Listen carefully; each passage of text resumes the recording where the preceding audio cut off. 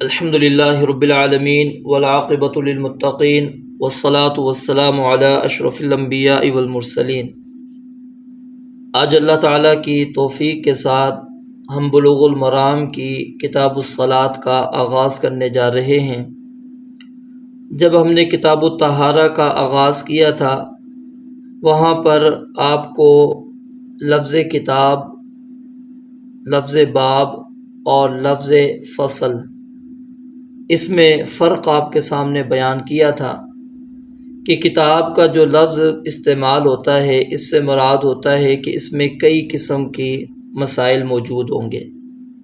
تو کتاب الصلاۃ یہاں پر صرف نماز کے مسائل نہیں بلکہ اس کے اندر فرائض بھی شامل ہیں، نوافل بھی شامل ہیں، کسوف کی نماز ہے، نماز استسقاء وغیرہ، یہ ساری نمازیں اس کے اندر شامل ہیں۔ تو اس لحاظ سے اس کو کیا ہے، کتاب کہتے ہیں، یعنی فیما یشمل انواعا، جو کئی قسم پر مشتمل ہو۔ اور باب کا لفظ استعمال ہوتا ہے جو ایک ہی قسم پر مشتمل ہو، یعنی جس کے تحت آپ ایک ہی مضمون کی باتیں لے کر آ رہے ہوں۔ اور لفظ فصل جو ہے اس کا بھی استعمال ہوتا ہے، اس لفظ کا، جو کئی مسائل پر مشتمل ہوتے ہیں۔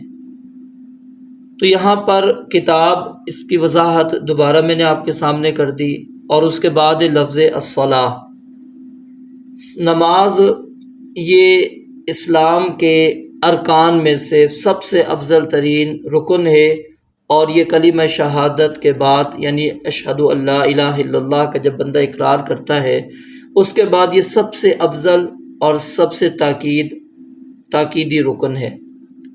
اور نماز کی فضیلت کے اوپر کئی امور دلالت کرتے ہیں، چند آپ کے سامنے میں نقل کرتا ہوں تاکہ ہمیں نماز کے ساتھ ایک محبت اور ایک شوق پیدا ہو جائے۔ پہلی چیز یاد رکھیں کہ اللہ رب العالمین نے نبی مکرم علیہ الصلاۃ والسلام پر یہ نماز بغیر کسی واسطے کے فرض کی ہے، بغیر کسی واسطے کے اللہ رب العالمین نے اس نماز کو فرض کیا ہے۔ اور نمبر 2، اللہ رب العالمین نے اس نماز کو فرض کیا ہے 7 آسمانوں کے اوپر، یعنی اعلیٰ مکان پر، اعلیٰ جگہ پر اللہ رب العالمین نے اپنے نبی اور رسول کو بلایا، اور وہاں پر اللہ رب العالمین نے نماز کو فرض کیا۔ اور اس کو جس رات کے اندر اللہ تعالیٰ نے فرض کیا وہ رات افضل ترین رات تھی، یعنی وہ معراج کی رات، تو اس لحاظ سے وہ جگہ بھی بڑی معزز ہے اور وہ وقت بھی بڑا معزز ہے جب نماز فرض ہوئی۔ آغاز کے اندر اللہ تعالیٰ نے نماز 50 فرض کی، اور یہ 50 نمازیں فرض کرنا اللہ رب العالمین کی اس نماز کے ساتھ محبت کی دلیل ہے کہ اللہ تعالیٰ کو یہ کتنی زیادہ عبادت فرض ہے۔ لیکن اللہ رب العالمین نے ہم بندوں پر رحم کرتے ہوئے، شفقت کرتے ہوئے اس نماز کو کم کرتے کرتے 5 رب العالمین نے رکھ دی۔ تو 50 فرض کرنے کا مقصد کیا تھا؟ اللہ رب العالمین کو یہ عبادت انتہائی محبوب ہے۔ اور اسی طرح دین اسلام کا کوئی ایسا عمل نہیں ہے کہ جس کے چھوڑنے سے انسان کافر ہو جاتا ہو، سوائے نماز ہے، جس کو اگر بندہ ترک کر دیتا ہے، چھوڑ دیتا ہے، تو وہ کفر کے اندر انسان کو لے جاتی ہے۔ جیسا کہ عبداللہ بن شقیق رحمہ اللہ بیان کرتے ہیں کہ نبی علیہ الصلاۃ والسلام کے جو اصحاب تھے وہ کسی بھی چیز کے چھوڑنے کو کفر نہیں سمجھتے تھے سوائے نماز کے۔ اور اسی طرح یہ نماز جو ہے ہر دن فرض ہے۔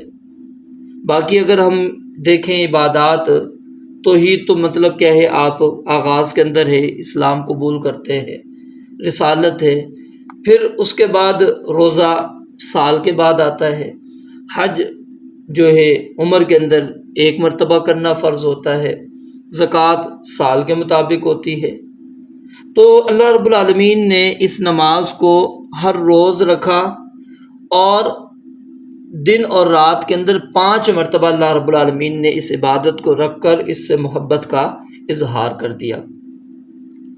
اور اسی طرح اگر بندہ اللہ رب العالمین کے ساتھ مناجات کرنا چاہتا ہے، اللہ تعالیٰ کے ساتھ گفتگو کرنا چاہتا ہے، رب العالمین کے ساتھ سرگوشی کرنا چاہتا ہے تو وہ صرف نماز ہی ایک ذریعہ ہے۔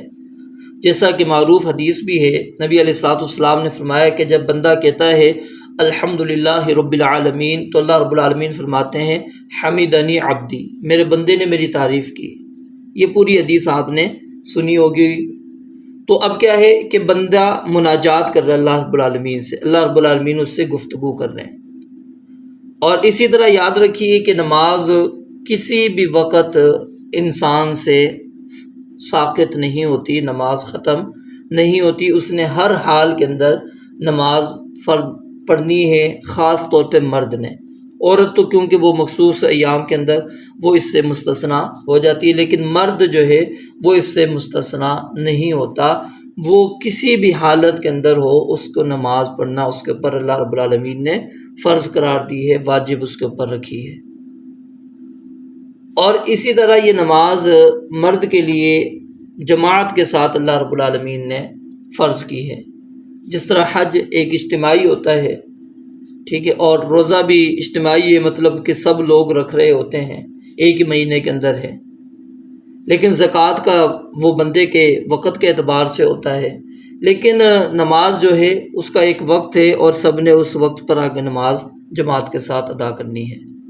تو سب سے قبل امام صاحب نے یہاں پر جو کتاب الصلاۃ کے اندر پہلا جو عنوان قائم کیا ہے وہ کیا ہے؟ باب المواقیت، کیونکہ جب تک ہمیں اس عبادت کا وقت نہیں پتہ لگتا ہم یہ عبادت کیسے ادا کریں گے۔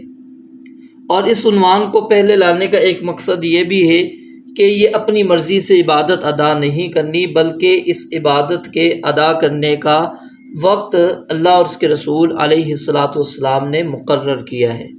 اس مقررہ وقت پر ہی ہم نے یہ عبادت کرنی ہے، اس سے قبل نہیں اور نہ ہی اس کے بعد، بلکہ جو وقت ہمیں دیا گیا ہے اس کے مطابق ہم نے نماز کو ادا کرنا ہے۔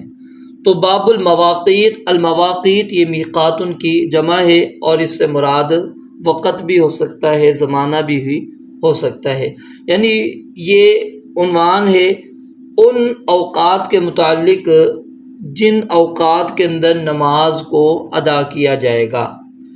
قرآن کریم کے اندر اللہ رب العالمین نے وقت کے متعلق نماز کے بارے میں یہ بات بیان فرمائی ہے کہ ان الصلاۃ کانت علی المؤمنین کتابا موقوتا، کہ ایمان والوں پر نماز مقررہ وقت پر کیا ہے؟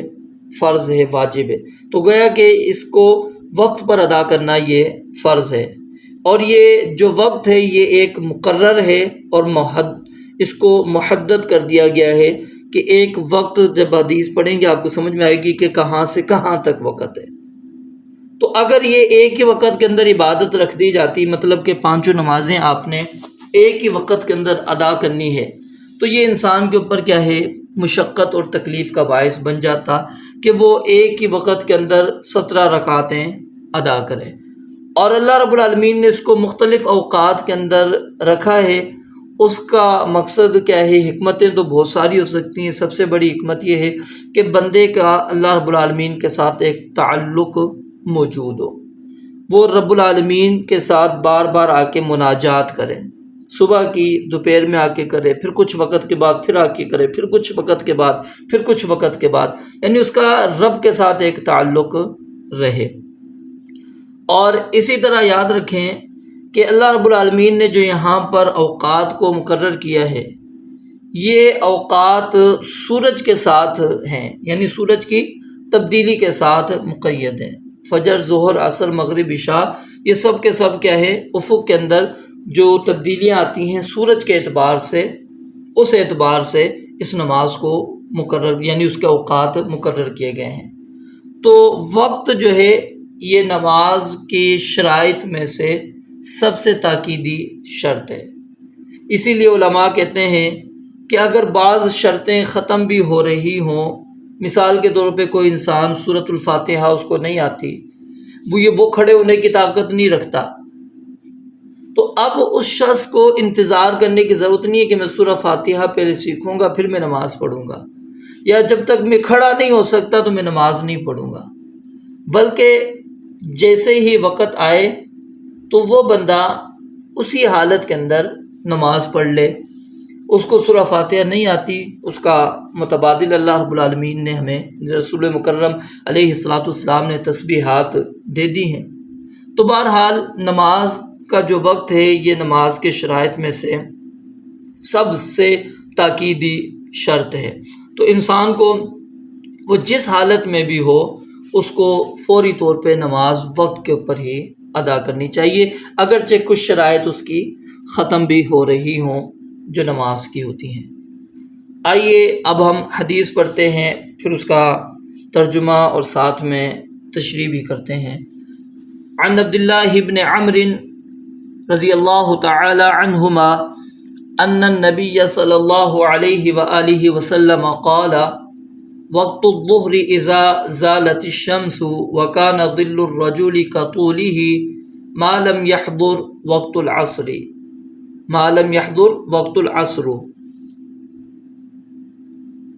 ووقت العصر ما لم تصفر الشمس ووقت صلاة المغرب ما لم يغب الشفق ووقت صلاة العشاء إلى نصف الليل الأوسط ووقت صلاة الصبح من طلوع الفجر ما لم تطلع الشمس. رواہ مسلم.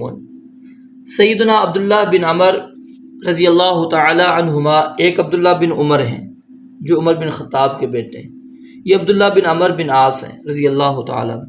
عبداللہ بن عمر رضی اللہ تعالی عنہما بیان فرماتے ہیں ان النبی صلی اللہ علیہ وآلہ وسلم قال، بے شک نبی مکرم علیہ الصلاۃ والسلام نے ارشاد فرمایا وقت الظہر، ظہر کی نماز کا وقت، اذا جب، زالت زائل ہو جائے، زوال ہو جائے، ڈھل جائے، الشمس سورج، یعنی جب سورج مائل ہو جائے مغرب کی طرف، جب سورج کس کی طرف مائل ہو جائے؟ مغرب کی طرف، یعنی سورج جو ہے وہ مشرق سے طلوع ہوتا ہے اور مغرب میں جا کر وہ غروب ہوتا ہے. جب ان دونوں کے درمیان میں آتا ہے تو اس کو کیا کہتے ہیں؟ زوال کہتے ہیں. اور اس کی نشانی یہ ہوتی ہے کہ سایہ جو ہے وہ رک جاتا ہے، یعنی ہر چیز کا سایہ ختم ہو جاتا ہے. تو جب سایہ بڑھنا شروع ہو جاتا ہے تو وہ زوال ہوتا ہے. تو گویا کہ یہ جو ہے زوال کا جو وقت ہے وہ ہم زمینوں کے اعتبار سے یعنی موسموں کے اعتبار سے مختلف ہوتا رہتا ہے. تو یہاں پر نبی علیہ الصلوۃ والسلام نے فرمایا وقت الظہر، ظہر کی نماز کا وقت، اذا زالت الشمس، جب سورج ڈھل جائے، وکانا، اور ہو، یہ اب انتہا آ رہی ہے کہ کب تک ہے، وکانا، اور ہو، ظل الرجل، ظل سایہ، الرجلی آدمی کا، کطولی ہی اس کی قد کے برابر، ما لم یحضر، جب تک حاضر نہیں ہو جاتا، کیا؟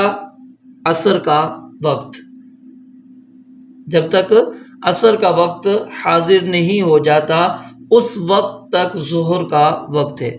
اب یہاں پر کیا ہے کہ جب کوئی انسان، جب سورج یعنی زوال کا وقت ہوتا ہے اس وقت وہ کھڑا ہو، اور کھڑا ہو کر وہ جہاں پر سایہ اس کا آ رہا ہے وہاں پر وہ ایک نشان لگا لے، لکیر لگا لے.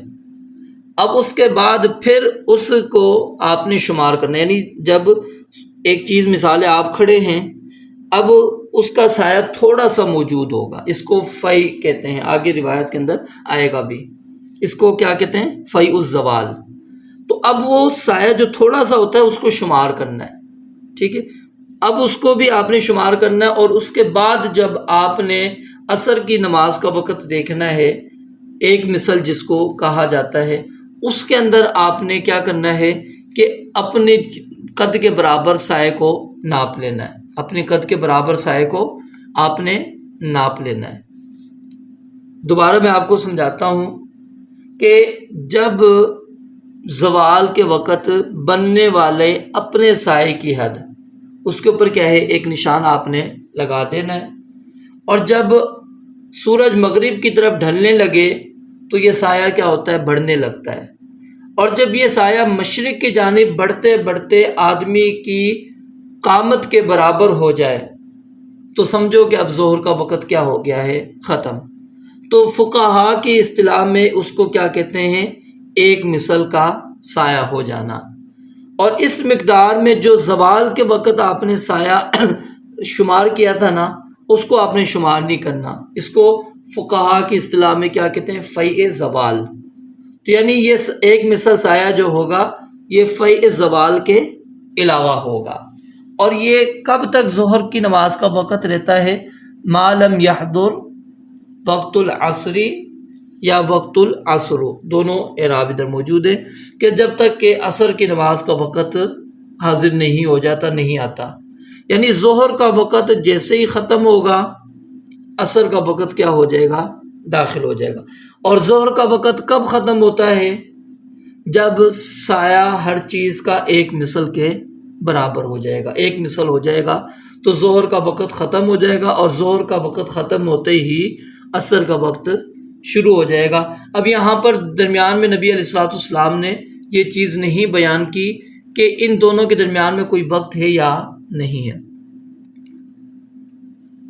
دوبارہ دیکھیں، وقت الظہری، ظہر کی نماز کا وقت، اذا زالت الشمس، جب سورج ڈھل جائے، وکان ظل الرجل، اور ہو سایہ آدمی کا، کطولی ہی، اس کے قد کے برابر، اس کی قامت کے برابر، ما لم یحضر، جب تک کہ حاضر نہ ہو، العصر، عصر، یعنی عصر کی نماز کا وقت، ووقت العصر، اور عصر کی نماز کا وقت، ما لم، اب یہاں پر آغاز نہیں، انتہا آ رہی ہے، کیونکہ آغاز ہو گیا ظہر کے وقت کا ختم ہوتے ہی۔ ووقت العصر، اور عصر کی نماز کا وقت، ما لم تصفر الشمس، جب تک کہ سورج زرد نہیں ہو جاتا، جب تک کہ سورج زرد نہیں ہو جاتا۔ یعنی کہ سورج کو ابھی ہم اگر دیکھتے ہیں تو ہمارا دیکھنا کیا ہوتا ہے، مشکل ہوتا ہے، لیکن جب وہ غروب کے وقت ہوتا ہے تو وہ زرد ہو جاتا ہے، اور اس کی جو تمازت ہوتی ہے، اس کی تپش جو ہوتی ہے، وہ کیا ہو جاتی ہے، ختم ہو جاتی ہے، وہ ختم ہو جاتی ہے، اور اس کو دیکھنا کیا ہوتا ہے، آسان ہو جاتا ہے۔ تو یہاں پر نبی علیہ الصلوۃ والسلام نے یہی بات بیان فرمائی کہ عصر کی نماز کا وقت کب تک ہے، ما لم تصفر الشمس، جب تک کہ سورج زرد نہیں ہو جاتا۔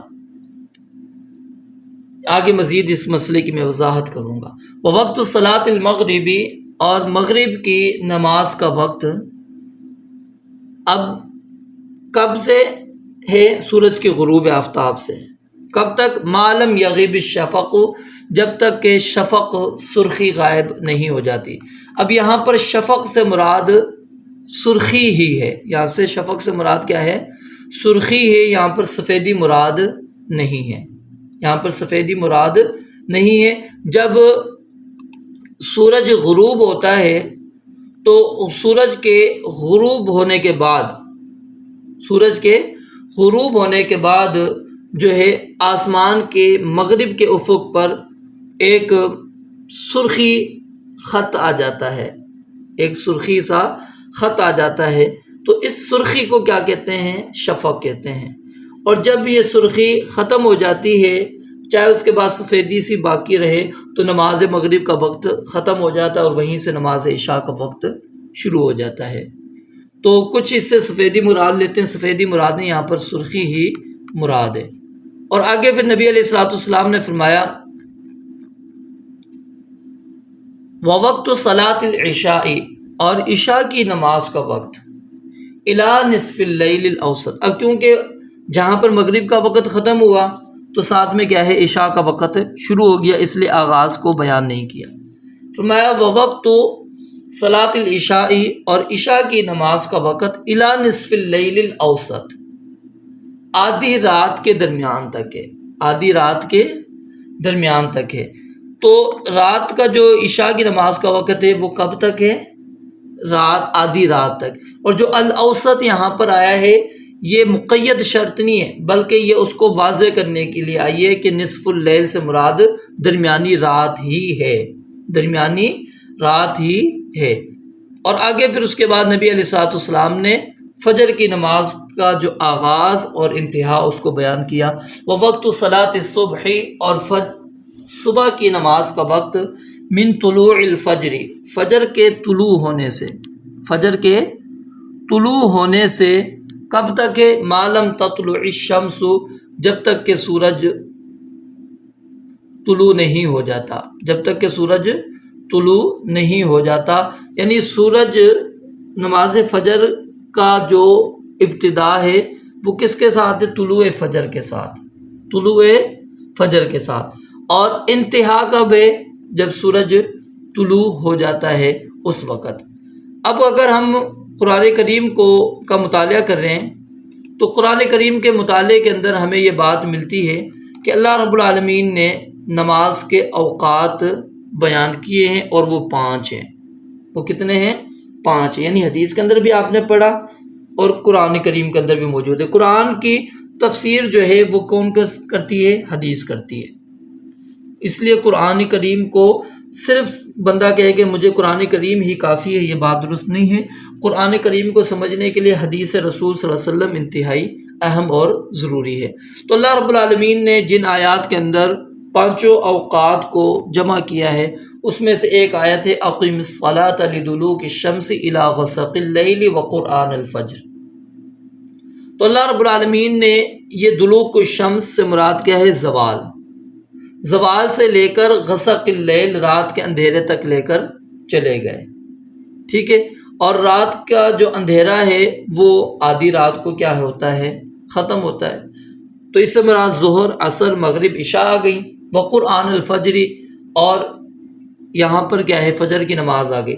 اب یہاں پر غور کریں، اللہ رب العالمین نے کیا کہا؟ اقیم الصلاۃ لدلوک الشمس الی غسق اللیل وقرآن الفجر۔ عشاء کی نماز کا وقت کیا تھا؟ آدھی رات تک تھا۔ آدھی رات کے بعد سے لے کر طلوع فجر کے درمیان میں نماز کا وقت نہیں ہے، نماز کا وقت نہیں ہے۔ اگر یہ نماز کا وقت درمیان میں ختم نہیں ہوتا تو اللہ رب العالمین اقیم الصلاۃ لدلوک الشمس الی غسق اللیل نہ کہتے، پھر الی الفجر تک اللہ رب العالمین یہ لے جاتے۔ تو یہ فاصلہ کرنے سے بھی یہی مراد سمجھ آتی ہے کہ فجر کی نماز کے وقت کے آغاز اور عشاء کی نماز کے اختتام کے بعد کچھ وقت ایسا ہے جو نماز کا وقت نہیں ہے، اور یہی چیز آپ نے حدیث کے اندر بھی پڑھی۔ اس کے اندر بھی نبی علیہ الصلوۃ والسلام نے کیا فرمایا؟ وقت صلاۃ العشاء الی نصف اللیل الاوسط، پھر اس کے بعد آپ نے فرمایا وقت صلاۃ الصبح من طلوع الفجر۔ اب آدھی رات کے بعد سے آپ نے وقت کو کیا کر دیا؟ حذف کر دیا۔ اور اسی طرح کچھ علماء جو ہیں وہ یہ کہتے ہیں کہ عشاء کی نماز کے 2 وقت ہیں، ایک ضرورت کا وقت اور ایک اختیاری وقت۔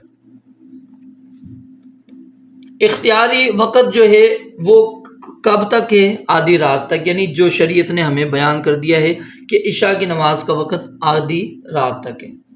اور ضرورت کا وقت وہ کہتے ہیں یعنی اگر کسی بندے نے نماز نہیں پڑھی تو وہ طلوع فجر تک نماز پڑھنا چاہتا ہے تو پڑھ سکتا ہے، لیکن یہ فرق کرنا اس کی کوئی دلیل موجود نہیں ہے۔ اگر ہم یہ بات مان لیں کہ ضرورت کا جو وقت ہے وہ طلوع فجر تک ہے، تو پھر وہ عورت جو مخصوص ایام کے اندر تھی اور اس کے مخصوص ایام جو ہیں آدھی رات کے بعد ختم ہو گئے، آدھی رات کے بعد ختم ہو گئے، تو اس کے اوپر کیا ہے؟ عشاء کی نماز واجب ہوگی، کیونکہ واجب ہونی چاہیے، کیونکہ ابھی نماز عشاء کا وقت موجود ہے۔ حالانکہ صحیح بات ہے کہ اس کے اوپر نماز جو ہے عشاء واجب نہیں ہوگی، بلکہ نماز فجر اس کے اوپر واجب ہوگی، کیونکہ اس کے جو ایام ختم ہوئے ہیں وہ ایام وقت کے اختتام کے بعد ہوئے ہیں، وہ وقت کے اختتام کے بعد ہوئے ہیں۔ تو اس لیے یہ بات کہہ دینا کہ وقت ضرورت طلوع فجر تک، یہ بات درست نہیں۔ اور اسی طرح یہ جو اوقات ہیں جس پر قرآن کریم نے اجمالاً تذکرہ کیا ہے، تو حدیث نے اس کو تفصیلاً بیان کر دیا ہے۔ یعنی قرآن نے تو یہ کہا نا اقیم الصلاۃ لدلوک الشمس الی غسق اللیل، اب کب سے کب تک ہے یہ پوری تفصیل کس نے بیان کی؟ رسول مکرم علیہ الصلاۃ والسلام نے۔ تو یہی چیز میں نے آپ کو سمجھائی کہ قرآن کریم کو سمجھنے کے لیے حدیث کی ضرورت ہے۔ اگر آپ سنت کو سائیڈ میں کر دیتے ہیں، حدیث کو سائیڈ میں کر دیتے ہیں، تو آپ قرآن کریم کو سمجھ نہیں سکتے۔ اب آپ سمجھائیں نا کس طرح آپ اس آیت کو سمجھیں گے، اقیم الصلاۃ لدلوک الشمس الی غسق اللیل، اس کو آپ کس طرح لے کر آئیں گے؟ تو ظاہر ہے وہ آپ کو اوقات کا جو تعین ہے وہ کون بیان کرے گا؟ نبی مکرم علیہ الصلاۃ والسلام، اور آپ نے بیان کر دیا۔ اور یہاں پر جو اوقات نبی علیہ الصلاۃ والسلام نے بیان کیے ہیں، ہمیں انہی اوقات کو ہی مد نظر رکھنا چاہیے، اپنی طرف سے اس کے اندر کمی پیشی کرنا یہ ہمارے لیے جائز نہیں ہے کہ اپنی مرضی سے ہم اس کے اندر کمی بیشی کریں۔ اور یہ بات بھی یاد رکھیں کہ یہ نہیں ہے کہ جتنا فجر کے اندر وقت ہوتا ہے، یعنی کہ طلوع فجر سے لے کر غروب اور طلوع آفتاب تک اتنا ہی مغرب اور عشاء کے درمیان کا وقت ہوتا ہے، یہ لازمی نہیں ہوتا، کچھ فرق اس کے اندر پڑ جاتا ہے، اور یہ جو فرق ہوتا ہے یہ موسم کے لحاظ سے تبدیل ہوتا رہتا ہے۔ تو یہاں پر جو چیزیں بیان ہوئی ہیں وہ آپ کو میں چند بیان کر دیتا ہوں۔ سب سے پہلے یہ بات سمجھ لیں کہ ہم نے کتاب الطہارہ پڑھی۔ کیا پڑھا ہم نے؟ کتاب الطہارہ، کیونکہ نماز سے قبل جب تک انسان طہارت کے مسائل سے واقفیت نہیں رکھتا وہ اس کی نماز قابل قبول ہی نہیں، اس لیے وہ ضروری تھا۔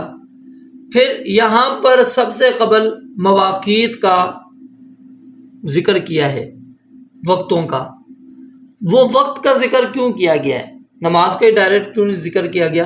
کیونکہ جو عبادت آپ ادا کرنا چاہ رہے ہیں اس کے وقت کے متعلق آپ کو معلومات ہونی چاہیے کہ وہ عبادت ہم کس وقت کر سکتے ہیں اور کس وقت ہم وہ نہیں کر سکتے۔ پھر آگے آتا ہے وَلَهُ مِنْ حَدِيثِ بُرَيْدَةَ فِي الْعَصْرِ، اور صحیح مسلم کے اندر ہی سیدنا بریدہ رضی اللہ تعالیٰ عنہ سے حدیث موجود ہے نماز عصر کے متعلق، یعنی اس کے اندر نبی علیہ الصلوۃ والسلام کی عصر کی نماز کی کیفیت بیان کی گئی ہے کہ آپ عصر کی نماز کب پڑھتے تھے۔ وَالشَّمْسُ بَيْضَاءُ نَقِيَّةٌ، کہ اس وقت نبی علیہ الصلوۃ والسلام عصر کی نماز پڑھتے تھے کہ جب کہ سورج سفید ہوتا تھا اور صاف ہوتا تھا، یعنی نبی علیہ الصلوۃ والسلام عصر کی نماز پڑھ کے جب جاتے تھے سورج بالکل صاف ہوتا تھا، اس کے اندر کسی قسم کی یعنی یہ نہیں ہوتی کہ تمازت اس کی ختم ہو جاتی تھی۔ اور یہ الفاظ دلالت کرتے ہیں کہ مثل اول پر ہی نماز عصر ادا کی جاتی تھی۔ اور ومن حدیث ابی موسیٰ، اور سیدنا ابو موسیٰ رضی اللہ تعالی عنہ کی حدیث کے اندر یہ الفاظ موجود ہیں والشمس مرتفعۃ، کہ سورج کیا ہوتا تھا؟ بلند ہوتا تھا۔ اب دونوں حدیثوں کے اندر کوئی فرق نہیں ہے۔ پہلی کے اندر جو ہے وصف ذکر کیا گیا سورج کا، ٹھیک ہے، اور دوسری میں کیا ہے؟ مرتفعۃ، یہ جگہ اس کی ذکر کی گئی ہے، یعنی پہلے کیا تھا؟ بیضاء نقیہ، سفید ہے، صاف ہے، وہ اس کا وصف بیان کیا گیا سورج کا۔ اور یہاں پر جو ہے سورج کا کیا بیان کیا گیا ہے؟ اس کی جگہ بیان کی گئی ہے کہ والشمس مرتفعۃ، سورج کیا ہوتا تھا؟ بلند ہوتا تھا، سورج بلند ہوتا تھا۔ اب یہاں پر ہم نے دو راوی پڑھے ہیں، ایک ہم نے بریدہ رضی اللہ تعالیٰ عنہ پڑھا۔ بریدہ ان کی کنیت جو تھی ابو عبداللہ تھی، اور نام ان کا تھا بریدہ بن حسیب۔ قبیلہ اسلم کی وجہ سے ان کو اسلمی بھی کہا جاتا ہے۔ جب نبی علیہ الصلوۃ والسلام ہجرت مدینہ کے دوران ان کے پاس سے گزرے تو اس موقع پر جو 80 آدمی مسلمان ہوئے تھے ان کے اندر سیدنا بریدہ بن حسیب رضی اللہ تعالیٰ عنہ بھی شامل ہیں۔ غزوہ احد کے بعد نبی علیہ الصلوۃ والسلام کی خدمت میں حاضر ہوئے، تمام غزوات کے اندر شریک رہے، بیعت رضوان میں بھی حاضر تھے۔ یہ بصرہ کی طرف چلے گئے، پھر وہاں سے خراسان کی طرف جہاد کے لیے نکل گئے اور مرو میں قیام پذیر ہوئے، اور وہیں پر ان کی وفات 62 یا 63 ہجری میں ہوئی، اور ان کی تدفین بھی وہیں پر ہوئی۔ اور پھر آپ نے سیدنا ابو موسیٰ کا ذکر کیا۔ ابو موسیٰ اشعری سے مراد عبداللہ بن قیس اشعری ہیں، جو کہ جلیل القدر صحابہ ہیں۔ حبشہ کی طرف انہوں نے ہجرت کی۔ غزوہ خیبر کے موقع پر نبی علیہ الصلوۃ والسلام کی خدمت میں حاضر ہوئے، زبید اور عدن پر یہ عامل مقرر ہوئے، اور سیدنا عمر فاروق رضی اللہ تعالیٰ عنہ کے دور خلافت میں یہ کوفہ اور بصرہ کے والی مقرر ہوئے تھے، اور ان کے ہاتھوں سے کچھ علاقے بھی فتح ہوئے، اور 42 ہجری کے اندر انہوں نے وفات پائی۔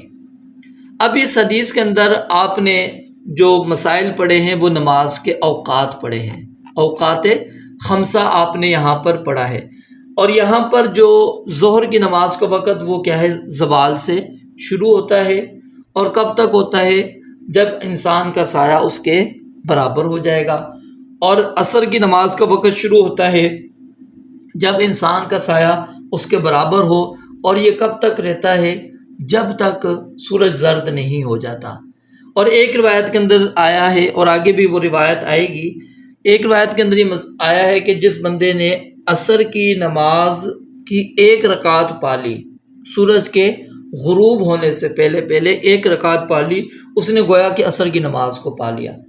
اب اس حدیث اور اس حدیث کے اندر کوئی تعارض نہیں ہے، یہاں پر سورج کا زرد ہونا ذکر ہے، اور وہاں پر کیا ہے، غروب آفتاب کے وقت 1 رکعت کو پانا، یعنی 3 رکعتیں آپ غروب آفتاب کے بعد پڑھ رہے ہیں اور 1 آپ نے پہلے پڑھی ہے۔ تو کیا اس سے یہ بات ثابت ہو گئی کہ جی عصر کی نماز کا وقت سورج کے غروب ہونے تک ہے؟ تو یہ بات یاد رکھیں، وہ اس شخص کے لیے ہے جس نے نماز ادا نہیں کی تھی، وہ کسی وجہ سے نماز سے غافل رہا، سویا ہوا تھا، وہ بندہ اگر وہ پڑھ لیتا ہے اور 1 رکعت بھی اس کو مل گئی تو اس نے گویا کہ عصر کی نماز اپنے وقت کے اندر ادا کر لی ہے، یہ مراد ہے، نہ کہ یہ کہ عصر کی نماز کا وقت جو ہے وہ سورج کے غروب ہونے تک ہے، یہ بات درست نہیں ہے۔ اور جو دیگر روایات کے اندر آیا کہ سورج سفید ہوتا تھا اور سورج بلند ہوتا تھا، اس سے مراد یہ نہیں ہے کہ وہ زرد سے ہٹ کر ہے، یعنی جب سورج زرد ہوگا تو اس وقت کیا ہوگا، سفید بھی ہو جائے گا، یعنی آپ آرام سے دیکھ سکتے ہیں، صاف ہوتا ہے اور بلند بھی ہوتا ہے۔ پھر اس کے بعد مغرب کی نماز کا وقت غروب آفتاب سے لے کر سرخی کے غائب ہونے تک ہوتا ہے، جو افق کے اندر موجود ہوتی ہے۔ اور پھر جیسے ہی مغرب کی نماز کا وقت ختم ہوگا تو عشاء کی نماز کا وقت شروع ہو جائے گا، اور عشاء کی نماز کا وقت وہ آدھی رات تک جائے گا۔ پھر آدھی رات کے بعد سے لے کر طلوع فجر تک نماز کا کوئی وقت نہیں، اور اس کے بعد پھر طلوع فجر، اس کے بعد سے نماز فجر کا وقت شروع ہوگا، اور یہ اس وقت تک چلتا ہے جب تک کہ سورج طلوع نہیں ہوتا۔ اب آئیے اگلی روایت کو ہم پڑھتے ہیں، پھر مزید مسائل جو ہوں گے وہ دونوں اکٹھے ہم کر لیتے ہیں۔ وعن ابی برزۃ الاسلمی رضی اللہ تعالی عنہ، سیدنا ابو برزہ اسلمی رضی اللہ تعالیٰ عنہ بیان فرماتے ہیں۔ ابو برزہ اسلمی، ان کا تعارف آپ کے سامنے میں نقل کر دیتا ہوں۔ ابو برزہ ان کی کنیت تھی اور نام ان کا تھا نفلہ بن عبید، اور یہ ان صحابہ میں ان کا شمار ہوتا ہے جو قدیم الاسلام صحابہ کرام رضوان اللہ علیہم اجمعین تھے۔ فتح مکہ اور بعد والے غزوات کے اندر یہ شریک رہے۔ بصرہ میں انہوں نے سکونت اختیار کر لی تھی، پھر اس کے بعد خراسان چلے گئے، اور ایک قول کے مطابق مرو میں 60 ہجری میں ان کی وفات ہوئی، اور ایک کے مطابق 64 ہجری کے اندر ان کی وفات ہوئی۔ تو سیدنا ابو برزہ اسلمی رضی اللہ تعالیٰ عنہ بیان فرماتے ہیں، کان رسول اللہ صلی اللہ علیہ وسلم، کہ نبی مکرم علیہ الصلاۃ والسلام تھے، یصلی العصر، عصر کی نماز پڑھا کرتے۔ نبی علیہ الصلاۃ والسلام یصلی العصر، عصر کی نماز ادا کرتے تھے، ثم پھر یرجع، پلٹتا تھا، لوٹتا تھا، احدنا، ہم میں سے کوئی ایک، الی رحلہ، اپنے گھر کی طرف، فی اقصی المدینتی، جو مدینہ کے انتہائی کنارے پر ہوتا تھا، شہر کے انتہائی کنارے پر اس کا گھر ہوتا تھا۔ اور اس وقت سورج کی کیفیت کیا ہوتی تھی، والشمس حیۃ، اور سورج جو ہوتا تھا وہ زندہ ہوتا تھا، یعنی اس کے اندر صاف، وہ بالکل صاف ہوتا تھا، سورج بلند ہوتا تھا، وہ سورج اس کے اندر یعنی کہ کوئی تبدیلی نہیں آئی ہوتی تھی، زرد پن ابھی اس کے اندر نہیں آیا ہوتا تھا۔ وکان یستحب، اور تھے نبی علیہ الصلاۃ والسلام پسند کرتے، اور یہ پسند کرنا آپ کا دینی اعتبار سے پسند کرنا تھا، نفسانی خواہش کے اعتبار سے پسند کرنا نہیں تھا۔ وکان یستحب، اور آپ پسند کیا کرتے تھے، ان یؤخر، کہ آپ لیٹ کر لیں، من العشاء عشاء کی نماز کو، آپ عشاء کی نماز کو کیا کر لیں؟ لیٹ کر لیں۔ اس کو آپ علیہ الصلوۃ والسلام پسند کیا کرتے تھے۔ وکانا اور تھے آپ علیہ الصلوۃ والسلام یکرہ ناپسند کرتے، النوم سونے کو، قبلہا عشاء سے پہلے، والحدیث اور گفتگو کرنے کو، بعدہا عشاء کی نماز کے بعد۔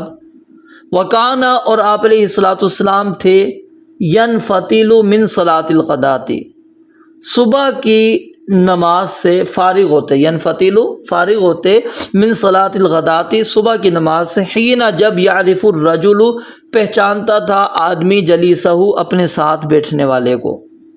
وکان یقرأ اور تھے آپ علیہ الصلوۃ والسلام پڑھا کرتے تھے، بالستین 60 آیات سے لے کر الی المئۃ 100 آیات تک، متفق علیہ بخاری اور مسلم نے اس کو روایت کیا ہے۔ تو اس حدیث کے اندر 5 اہم مسائل ذکر ہوئے ہیں۔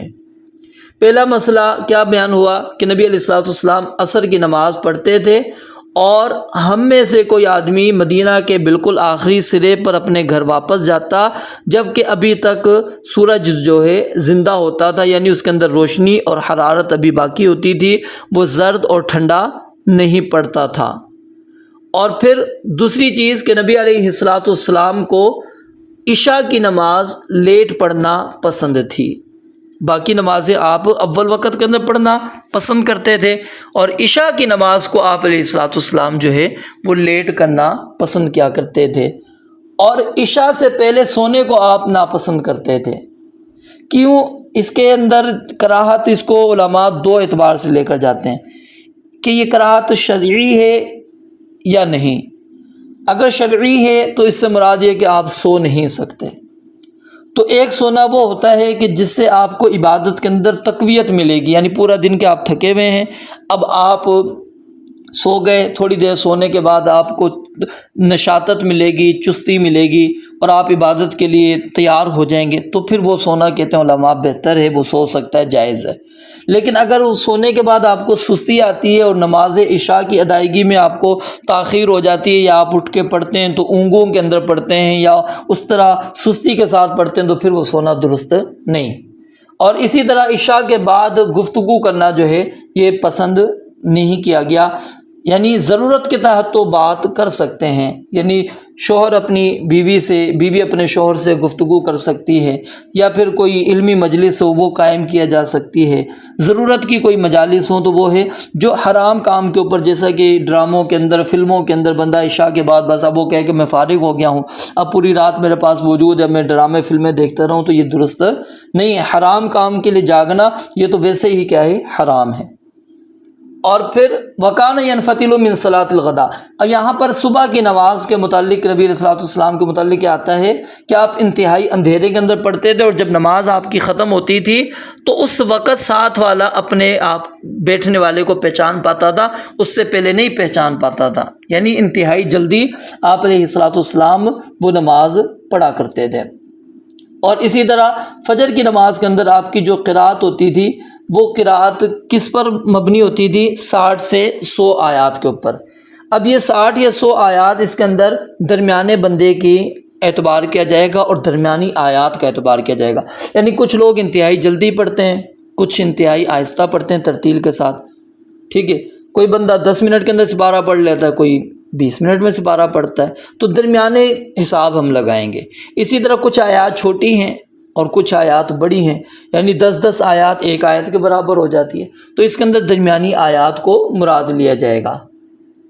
تو اس حدیث مبارکہ کے اندر جو چیزیں بیان ہوئی ہیں وہ کیا ہے؟ ایک تو عصر کی نماز کا وقت اس کو جلدی ادا کرنا، اور دوسرا کہ عشاء کو جتنا آپ لیٹ کر سکتے ہیں کر لیں، لیکن نبی علیہ الصلوۃ والسلام اس کے اندر لوگوں کا خیال کیا کرتے تھے؟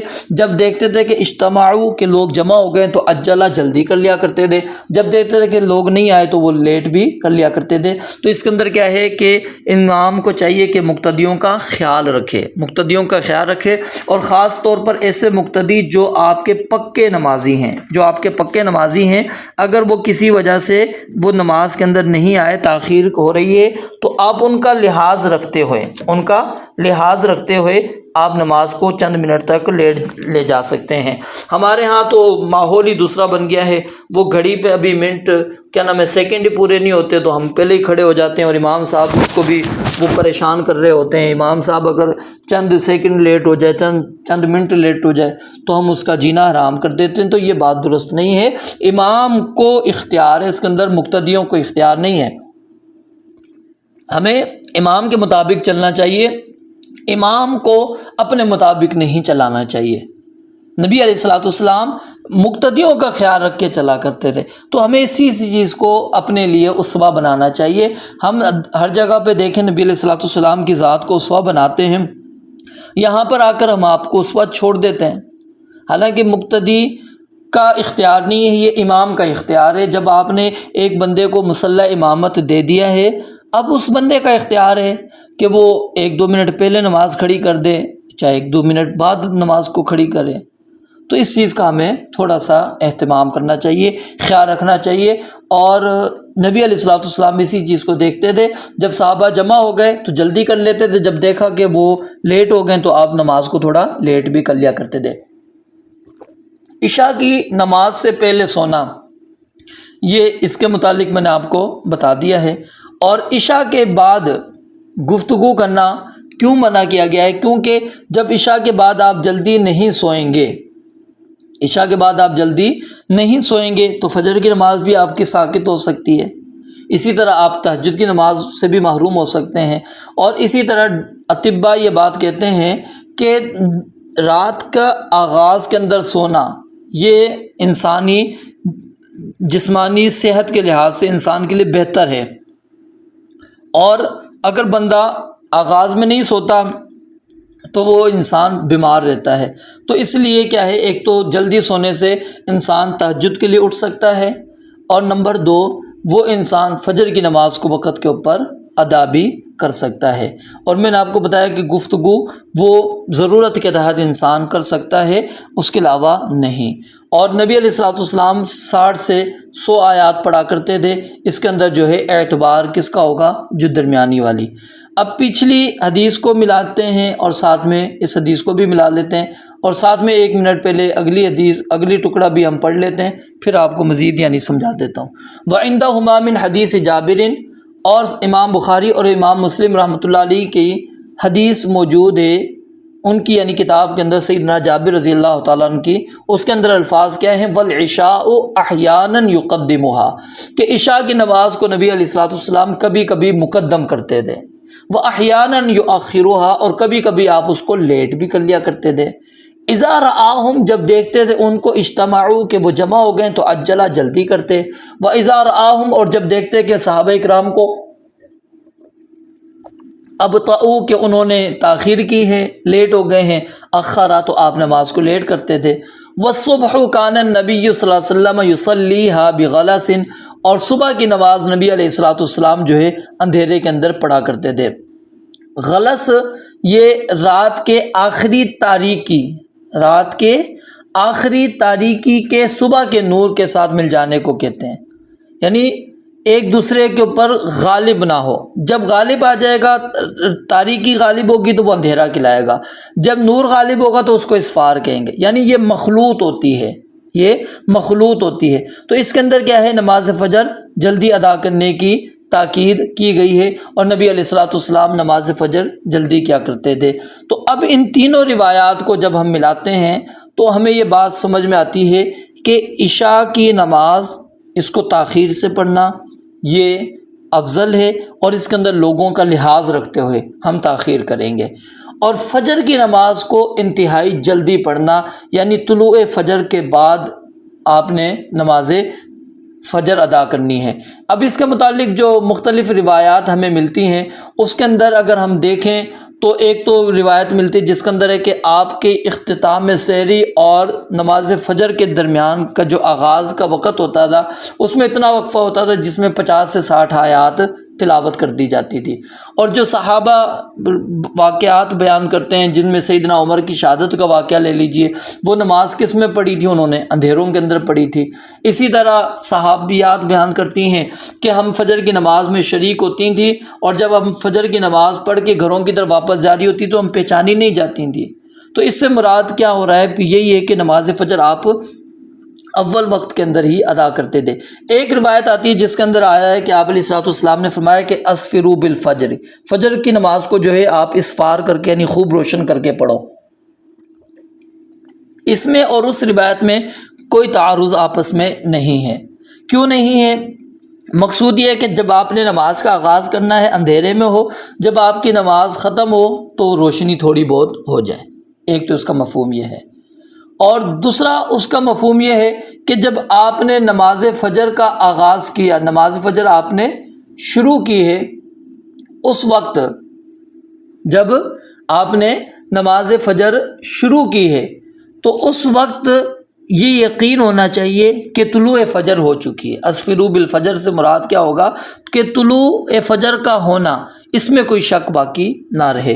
اور امام مالک، امام شافعی، امام احمد کا بھی موقف یہی ہے کہ نماز فجر اندھیرے میں ہی ادا کرنا کیا ہے؟ مستحب ہے۔ لیکن امام ابو حنیفہ، امام محمد اور قاضی ابو یوسف جو ہیں، ان کی رائے یہ ہے کہ نماز فجر خوب روشن کر کے پڑھنی چاہیے۔ لیکن صحیح بات یہی ہے کہ نبی علیہ الصلوۃ والسلام کا جو عمل تھا وہ یہی تھا، آپ علیہ الصلوۃ والسلام ہمیشہ نماز فجر اندھیرے کے اندر ہی پڑھا کرتے تھے، اور اسی کو ہی ہمیں اختیار کرنا چاہیے۔ تو ان احادیث کے اندر جو نمازوں کے اوقات آئے، اس کے اندر نماز فجر کا میں نے آپ کو بتا دیا، اور نماز عصر، ہمارے ہاں نماز عصر بہت تاخیر کے ساتھ ادا کی جاتی ہے۔ اس کا ہمیں تھوڑا سا تدارک کرنا چاہیے اور ہمیں صحیح مسئلے کی طرف پلٹنا چاہیے۔ یہ دو مثل پر نماز عصر کا آغاز کرنا یہ غلطی ہے۔ نبی علیہ الصلوۃ والسلام نے اس کا وقت بیان کر دیا، اور صحابہ کرام کا یہ ذکر کرنا کہ ہم نبی علیہ الصلوۃ والسلام سے نماز پڑھتے تھے، پھر اپنے گھر کی طرف جاتے تھے، ابھی بھی سورج بلند ہوتا تھا۔ جب آپ دو مثل کے بعد پڑھتے ہیں، یعنی سایہ آپ کی ڈبل ہو جاتا ہے، جب آپ پڑھیں گے تو اس کے بعد تو سورج زرد ہونا شروع ہو جاتا ہے، پھر تو یہ کیفیت نہیں ہوتی۔ تو اس لیے نماز عصر خاص طور پر قرآن کریم نے بھی اس کی تاکید کی ہے۔ تو ان اوقات کا ہمیں خیال رکھنا چاہیے، اور انہی اوقات کے اندر ہمیں نماز ادا کرنی چاہیے۔ رب العالمین سے دعا ہے اللہ تعالیٰ سمجھنے عمل کرنے کی توفیق عطا فرمائے۔ وآخر دعوانا الحمدللہ رب العالمین۔ اچھا، حدیث کا ایک ٹکڑا رہ گیا، وہ بھی ہم پڑھ لیتے ہیں۔ ولی مسلم من حدیث ابی موسیٰ رضی اللہ تعالیٰ عنہ، صحیح مسلم کے اندر سیدنا ابو موسیٰ اشعری رضی اللہ تعالیٰ عنہ سے روایت موجود ہے کہ فاقام الفجر، نبی علیہ الصلوۃ والسلام نے نماز فجر قائم کی، نماز فجر ادا کی، حین انشق الفجر، جب فجر پھوٹ پڑی، یعنی جب صبح صادق طلوع ہو گئی۔ والناس، اور لوگ لا یکاد یعرف بعضهم بعضا، ایک دوسرے کو پہچان نہیں پاتے تھے۔ تو اس روایت سے بھی یعنی یہی بات ثابت ہو رہی ہے کہ صحابہ کرام رضوان اللہ علیہم مجمعین کو نبی علیہ الصلوۃ والسلام جو ہے فجر کی نماز صبح صادق کے طلوع ہوتے ہی آپ پڑھا دیا کرتے تھے، اور لوگ ایک دوسرے کو پہچانا نہیں کرتے تھے۔ تو ہمیں اسی حدیث پر عمل کرتے ہوئے ہمیں نماز فجر کا اہتمام کرنا چاہیے، اور اسی وقت کے مطابق ہمیں نماز فجر پڑھنی چاہیے جس وقت نبی علیہ الصلوۃ والسلام نے نماز فجر ادا کی ہے۔ وآخر دعوانا ان الحمدللہ رب العالمین۔